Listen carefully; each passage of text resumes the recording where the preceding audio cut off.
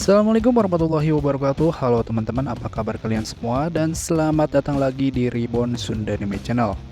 Pada video kali ini, kembali aku bakal bahas alur cerita manga Jujutsu Kaisen, tepatnya di chapter 207 sampai 208.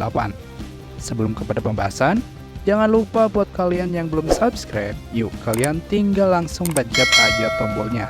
Dan biar makin afdol, kalian boleh tinggalkan jejak kalian di kolom komentar supaya kita bisa jalin silaturahmi.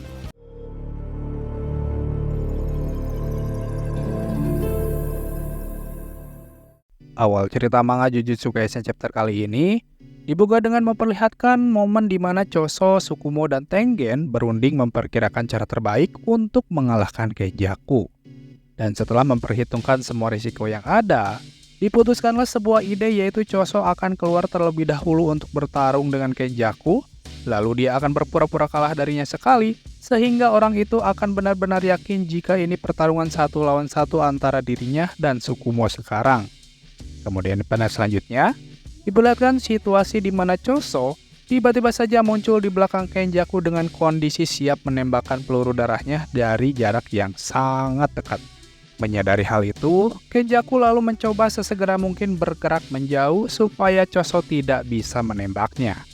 Akan tetapi pada saat berusaha melangkah, tiba-tiba saja Kenjaku begitu sulit beraksi lantaran bobot bodinya ini menjadi berat yang kemungkinan diakibatkan oleh teknik massa yang ada pada Shikigami Garuda yang melilit di bagian tubuhnya. Sembari berkata waktunya membunuh orang tua, kakak dari Itadori Yuji ini melepaskan tembakan darah tepat ke kepala si pengendali tubuh Geto. Namun sayang, tembakan tersebut tidak berhasil menembus ke otaknya sebab Kenjaku melakukan trik putaran leher di mana itu membuat tempurung kepalanya berputar dan menetralkan piercing blood. Meski berhasil lolos, tapi bukan berarti dia sudah bisa tenang, dikarenakan dua bodyguard Tengen saling bahu-membahu supaya bisa membinasakan si biang keladi kekacauan. Dan boleh dibilang, kerjasama kedua penyihir ini sangat efektif, setidaknya mereka dapat menyudutkan serta membuatnya tidak bisa berbuat banyak. Sampai pada akhirnya, Kenjaku bisa berhasil kabur di saat Bombaye melemah karena Yuki memakai teknik kutukan balik. Agar bisa efektif menyerang orang tua Itadori Yuji lagi, nampak saman wanita ini kembali mengambil Shikigami Garuda miliknya, lalu dia lempar dengan keras makhluk berukuran panjang itu tepat ke arah Kenjaku. Namun ketika makhluk itu dilempar, ternyata Kenjaku berhasil menghindar. Andaikan saja makhluk yang sudah dimasuki teknik kutukan massa itu berhasil mengenai sasaran, tentunya kemungkinan tubuh Kenjaku akan hancur seperti lantai yang ia pijak. Beberapa menit kemudian, secara serentak, Choso, Tsukumo beserta Shikigami Garuda miliknya bersama-sama berupaya menghajar musuhnya itu. Akan tetapi, belum sempat mereka mendekat, baik Choso maupun Garuda, tiba-tiba tubuh keduanya tergeletak begitu saja di permukaan lantai yang diakibatkan oleh teknik gravitasi milik Kenjaku. Sesaat setelah menyaksikan sendiri bagaimana cara kerja teknik gravitasi lawannya, wanita berambut pirang ini pun memperkirakan jangkauan efektifnya adalah radius sekitar 2-3 meter di sekitar pemakai selama 6 detik. Lalu Kenjaku mengisi waktu pemulihannya dengan pengendalian arwah terkutuk.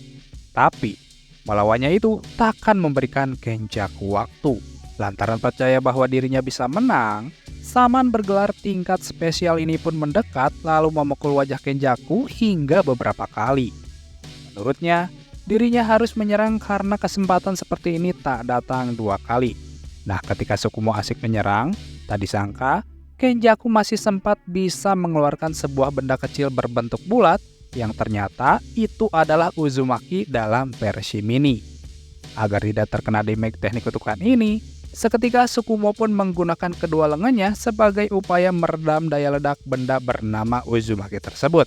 Namun karena melakukan hal demikian, ia tersadar kalau area perutnya itu tidak terjaga. Di situasi tersebut, Kenjaku lalu memanfaatkan kelengahan Tsukumo dengan cara menembakkan Uzumaki mini pada bagian perutnya.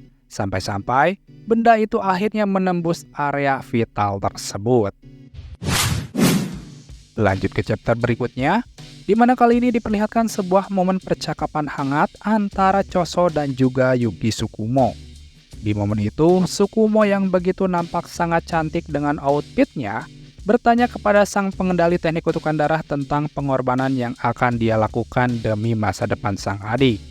Jika itu terjadi, Sukumo bertanya apa gunanya jika Choso tidak ada di masa depan Yuji. Selesai Sukumo melayangkan pertanyaan tersebut, seketika Choso pun meresponnya dengan balik bertanya, "Apakah aku ini manusia?" Lalu ia pun memaparkan, jika alasan dia memutuskan hidup sebagai kutukan adalah karena dia sadar tubuh abnormal yang dimiliki adik-adiknya ketika mereka tercipta, menyiratkan bahwa manusia takkan pernah menerima mereka. Ia juga mengakui yang membunuh Eso dan Keiichiju adalah dirinya. Jika saja dirinya dahulu memilih untuk hidup sebagai manusia, maka menurutnya adik-adiknya takkan perlu saling membunuh. Dan penyebab Choso memilih jalan yang mudah adalah lantaran dirinya tak mau melihat mereka menderita karena hidup sebagai manusia. Akan tetapi, seperti semacam hukuman dari surga, Yuji pun muncul. Yuji yang menderita karena hidup sebagai manusia. Dirinya yakin takdir mereka sebenarnya adalah untuk bertarung bersama.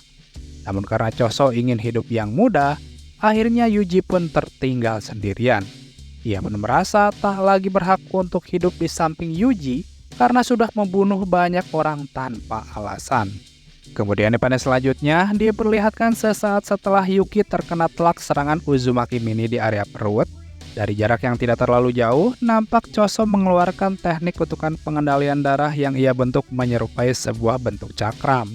Tapi saat dia akan melemparnya ke arah Kenjaku, Tengen tiba-tiba membongkar perisai Sunyata sehingga Choso pun terjatuh ke bawah. Sebagai salam perpisahan, Yuki berpesan bahwa di sini sekarang Choso telah mati sebagai kutukan. Jadi ia meminta Choso meneruskan hidupnya dan kali ini sebagai manusia. Sehabis Choso keluar dan tubuh Yuki terbelah menjadi dua bagian, Tengen pun akhirnya berani menunjukkan dirinya kepada Kenjaku. Pada saat Kenjaku melihat sosok agung tersebut, seketika ia pun tertawa karena wujudnya itu hampir menyerupai sosok Sukuna di masa lalu.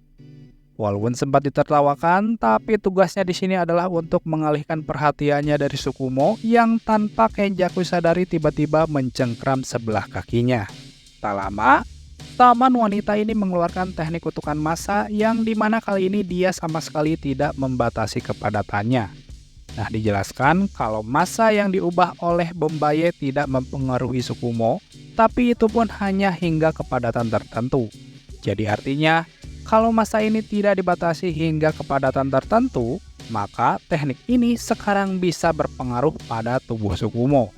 Sesudah merasakan tarikan dari teknik massa Sukumo yang benar-benar berbeda, Kenjaku berpikir, kepadatan jika tak ada batas di massa yang bisa ditambahkan oleh Bombaye, maka itu akan menjadi black hole atau lubang hitam. Dalam dunia antariksa, lubang hitam atau black hole dikenal berbahaya. Lubang hitam itu sangat padat dan gravitasinya sangat kuat hingga bahkan cahaya apalagi material bisa lepas darinya. Menurut teori, kau bisa membuat sebuah lubang hitam dengan memadatkan seluruh bumi hingga menjadi berdiameter 2 cm. Balik lagi ke cerita, di mana kali ini diperlihatkan tubuh Kenjaku sepertinya akan terhisap ke dalam black hole yang dibuat oleh teknik massa Sukumo yang over. Sampai-sampai dampak dari black hole ini sungguh sangat mengerikan. Lokasi makam bintang yang begitu luas hampir rata gara-gara teknik tersebut. Sialnya, meski Sukumo sudah mengorbankan dirinya, ternyata Kenjaku bisa berhasil selamat dari teknik mengerikan itu. Ia berhasil selamat karena teknik pembalik.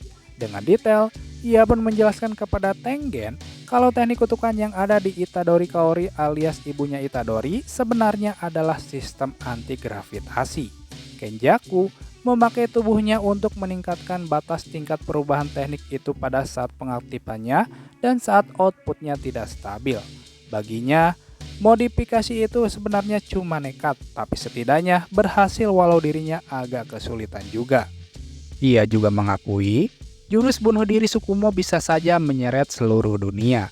Namun hal itu tidak terjadi lantaran ditahan oleh perisai Tengen dan kekuatan tekadnya. Di akhir panel, diperlihatkan setelah bersusah payah bertarung dengan 3 penyihir sekaligus, Kenjaku akhirnya menemukan jasad asli Tengen yang bersembunyi di dalam sebuah batang pohon besar. Oke guys, demikianlah pembahasan manga Jujutsu Kaisen chapter 207 sampai 208. Terima kasih buat kalian yang sudah mampir dan menonton video ini sampai selesai. Dan akhir kata, wassalamualaikum warahmatullahi wabarakatuh.